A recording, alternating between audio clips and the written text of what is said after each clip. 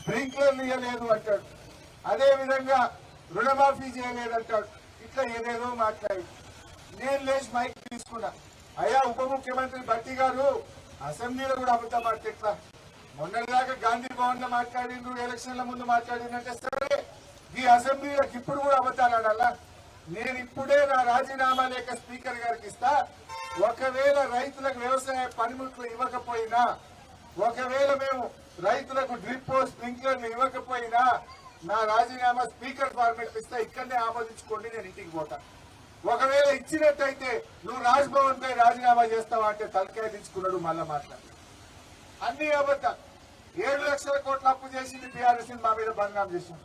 మొన్న అసెంబ్లీలో లెక్క చెప్పిన, ఒక్కొక్క రూపాయి లెక్క చెప్పి 10 ఏళ్ల బీఆర్ఎస్ పాలనలో కరోనాతో సహా మేము చేసింది 4,17,000 మాత్రమే. పైసా పైసా లెక్క చెప్పిన ఆర్థిక మంత్రిగా అడిగిన అసెంబ్లీలో, ఇప్పుడే చెప్పండి 4,17,000 కోట్ల కంటే 10 ఏళ్లలో కరోనా కష్టాలు, ఉదయ్ కష్టాలు అన్ని కలిపి కూడా 4,17,000. ఒక్క రూపాయి ఎక్కువ ఉంటే ఇక్కడనే చెప్పు. ఇవాళ తర్వాత మళ్ళీ ఎవరన్నా బయట 7 లక్షల కోట్లు అంటే బిడ్డ లీగల్ నోటీస్ ఇస్తా, ప్రివిలేజ్ మోషన్ ఇస్తా అంటే ఒక్కడు కూడా మాట్లాడలేదు. ఏ రకంగా గోబల్స్ ప్రచారం చేస్తుందో మీరు ఆలోచించండి. నిజాయితీగా చెప్పాలి. నిజానికి మీ ఉద్యోగుల్లో కూడా ఈ హ్యాండిక్యాప్డ్ మన ఏదైతే ఐఈఆర్పి టీచర్లు ఉంటారో, ఆ రోజు మా వినోద్ అన్న మాజీ ఎంపీ గారు నా దగ్గర దొరుకుని వచ్చారు. నేను నోటిఫికేషన్ ఇవ్వబోతా ఉంటే ఆర్థిక మంత్రిగా నేను సంతకం పెట్టేది ఉండే. డిఎస్సి ఉద్యోగాల్లో ఈ ఐఈఆర్పి ఉద్యోగాలు 1,523 ఉద్యోగాలు శాంక్షన్ చేశాం. దాంట్లో కలిపి నోటిఫై చేస్తామంటే మేము 20 ఏళ్లకెళ్ళి పనిచేస్తున్నాం అన్నా, మమ్మల్ని రెగ్యులరైజ్ చేయండి, మరి స్పెషల్ ఇది ఉంటది, కొత్త వాళ్ళు చేయలేరు అంటే నేను ఆ రోజు డిఎస్సి నుంచి దాన్ని డిలీట్ చేసి 1,523 ఉద్యోగాలకు రెగ్యులరైజేషన్ కోసం ఫైల్ ఆ రోజు నేను అందించాను. అంతలో నోటిఫికేషన్ వచ్చింది. మరి ఈయన వచ్చి ఇక్కడ మాట్లాడిండు, ఏమైంది అని నేను అడుగుతా ఉన్నా.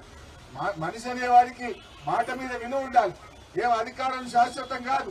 నువ్వే పర్మనెంట్ ముఖ్యమంత్రి అయినవా? మళ్ళా రావా?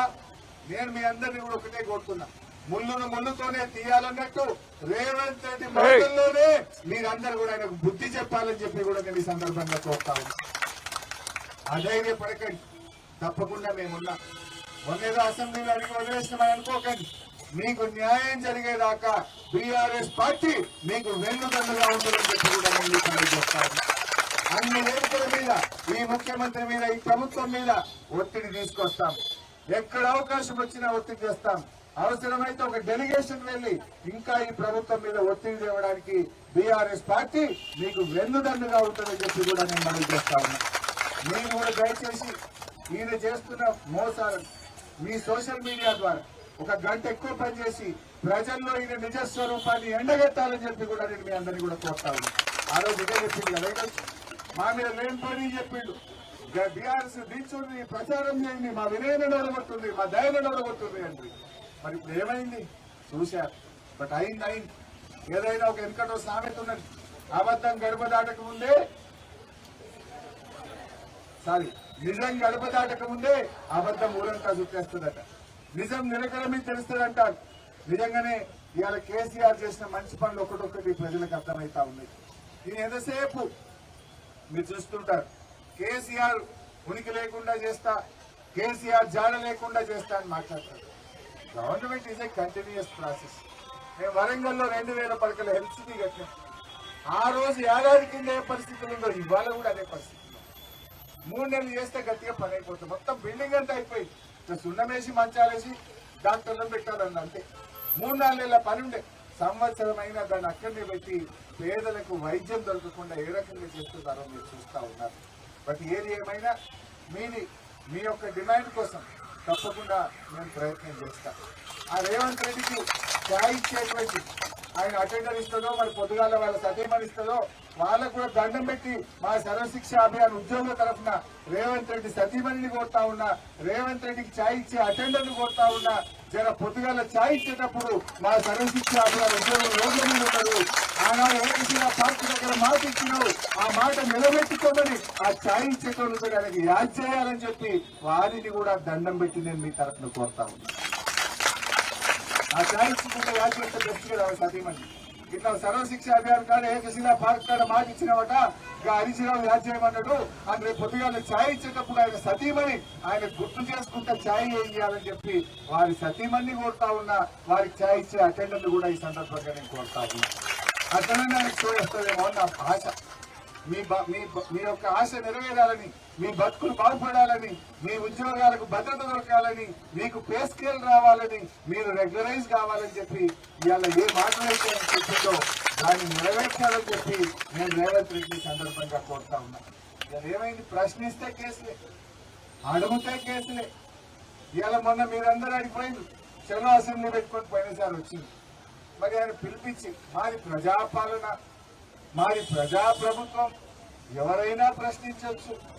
సోనియా గాంధీ 6 గ్యారెంటీలు ఇస్తే నేను 7వ గ్యారెంటీ ఇస్తున్నా, దాని పేరే ప్రజాస్వామ్యము అన్నాడు. ఏంటిది ప్రజాస్వామ్యం అంటే? ఎవరైనా కలవచ్చు, ఎవరైనా అడగొచ్చు, ఎవరైనా ఏదైనా మాట్లాడవచ్చు. ఉన్నది ఆ పరిస్థితి? మేము ఎప్పుడన్నా నీ పాలసీ ఏందని గట్టిగా లేమనుకో సాయంత్రం వరకు మా ఇంటికి పోలీసు వాళ్ళు వస్తారు. రోజు హౌస్ అరెస్ట్లే, రోజు కేసులే మా మీద. అంటే నీ ప్రజాపాలన ఏమైంది? మీరు కూడా వచ్చింది అసెంబ్లీ కాడి, మరో 3 లోపల రాండి. నేను ఏకశిలా పరకాడ మీతో చెప్పినా, మీ ఓట్లు వేయించుకున్నా, మీతో పని చేయించుకున్నా, మిమ్మల్ని రెచ్చగొట్టి మరి రోజు 3 గంటలు ఎక్కువ పని చేయించుకున్నావు. ఒక్కొక్క అక్కచెల్లె 50 ఓట్లు వేయించినట్టుంది. మొన్న 50 వేయించారు.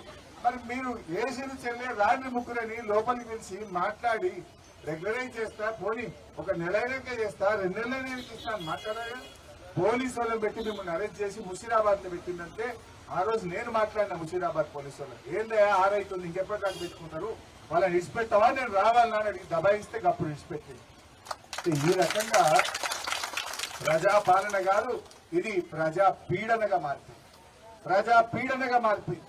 ప్రజలు ఏ వర్గం అన్న సంతోషంగా ఉందా?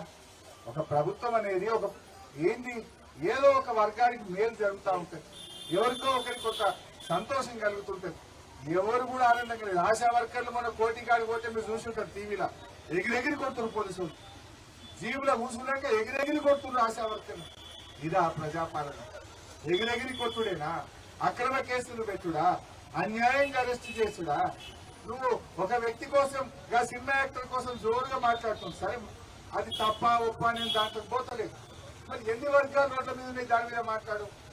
ముఖ్యమంత్రి సొంత ఊరు కొండారెడ్డిపల్లిలో సాయిరెడ్డి అనే మాజీ సర్పంచ్ గారు రేవంత్ రెడ్డి అన్నదమ్ముల వేధింపులు భరించలేక, రేవంత్ రెడ్డి అన్నదమ్ములు పెడుతున్నటువంటి ఇబ్బందులు భరించలేక నేను ఆత్మహత్య చేసుకుంటున్నానని సూసైడ్ లెటర్ రాసి సాయిరెడ్డి అని ఒక 80 ఏళ్ల పెద్ద మనిషి చచ్చిపోయింది.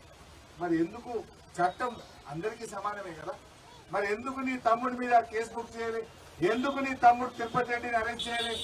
చట్టం నీకు చుట్టమైందా? చట్టం కాంగ్రెస్ పార్టీకి చుట్టమైందా అని నేను అడుగుతా ఉన్నా. చట్టం అందరికీ సమానమే ఉండాలి కదా. అల్లు అర్జున్ అరెస్ట్ చేసినావు, నీ తమ్ముడు తిరుపతి రెడ్డి కూడా అరెస్ట్ చేసి నేను అందరికీ సమానమే అంటే నేను నమ్మకం ఇవ్వడానికి. ఎందుకో నీ తమ్ముడికేమో చుట్టమవుతుంది, ఇంకోళ్ళకేమో ఇంకోటి అవుతుందా? ఇవాళ విద్యార్థులు 54 మంది గురుకుల పాఠశాలలో ఉండే పిల్లలు చచ్చిపోతే దానికి కారణం నీ ప్రభుత్వం చేతగానితనం కాదా? శైలజ అనే గిరిజన పాఠశాల అమ్మాయి నిమ్స్ హాస్పిటల్లో 12 రోజులు చావు బతుకుల్లో కొట్టుమిట్టాడి విష ఆహారం హాస్టల్లో తినడం వల్ల శైలజ చనిపోతే మాట్లాడు. లగచర్లలో గిరిజన రైతులకు వేడి వేసి 30 రోజులు జైల్లో పెట్టావు. ఇది నీ ప్రజాపాలన నేను అడుగుతా ఉన్నా.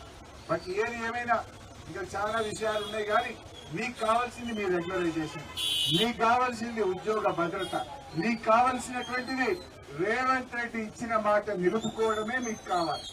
రేవంత్ రెడ్డి నువ్వు మనిషివైతే, మాట మీద నిలబడేవాడివైతే తక్షణమే ఈ ఏకశిలా పార్క్ దగ్గర ఇచ్చిన మాట నిలబెట్టుకోవాలని చెప్పి నేను డిమాండ్ చేస్తున్నా. తప్పకుండా ఇవాళ ఉదయం కూడా మెదక్లో మీ ధర్నాకాడికి వచ్చింది. పొద్దున 11 గంటలకు మెదక్లో సర్వశిక్ష అభియాన్ ధర్నాలో పాల్గొన్న, 4 గంటలకు మళ్ళీ ఏకశిలా పార్క్ వచ్చిన. మొన్న సిద్దిపేటలో పాల్గొన్నా, నిన్న అసెంబ్లీలో మాట్లాడినా. తప్పకుండా ఈ సమస్య పరిష్కారం అయ్యేదాకా మేము మీకు అండగా ఉంటాం. మీరు కూడా సోషల్ మీడియా ద్వారా ఈ కాంగ్రెస్ ప్రభుత్వ అరాచకాలను, వైఫల్యాలను, వీళ్ళిచ్చిన హామీలన్నింటినీ కూడా ప్రజలకు అర్థమయ్యే రీతిలో వివరించాలని చెప్పి కోరుకుంటూ జై తెలంగాణ.